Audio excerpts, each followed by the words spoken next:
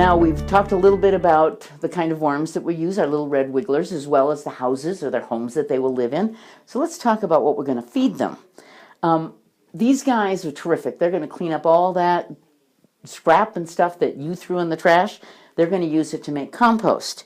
What I have here is a little bit of arugula, stuff that's not very appetizing for you, but the worms are looking forward to it. We have got some peelings. That could be potatoes, that could be carrots. That works well.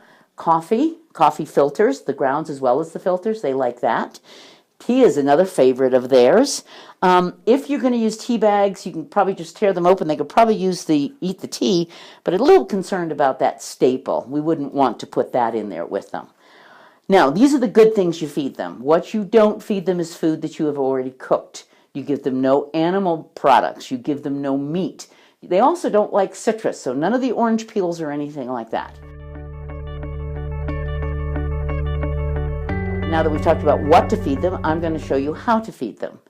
What you'll do is you'll come to your worm bin and you will move the paper on one side only. You move it all the way over till you get down to the bottom or where the compost is. You take your food and you leave it in a clump, put it down in there, and then you cover the food with the paper. When you're just getting started, what I would like you to do, what I think is a good idea, is for you to check every 2 or 3 days to make sure that the food has been eaten or if they need more food. Ideally, you want to feed these guys once a week. If there's not enough food in 2 or 3 days, you'll know you need to increase it. If there's too much, what's going to happen is it's going to start smelling as the food decays, and that's not a good thing. Okay, so now we've got that set up.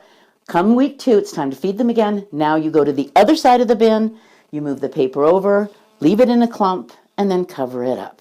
And that is how you feed your worms.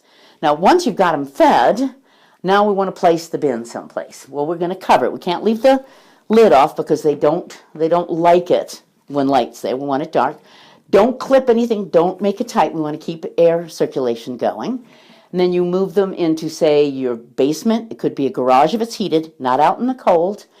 But these guys need some ventilation in the bottom, so you have to have something across the bottom of it that will elevate the worm cages. And what I use is egg cartons. That way if they get wet or icky, if you don't like them anymore, just go get yourself some new ones. And there you go.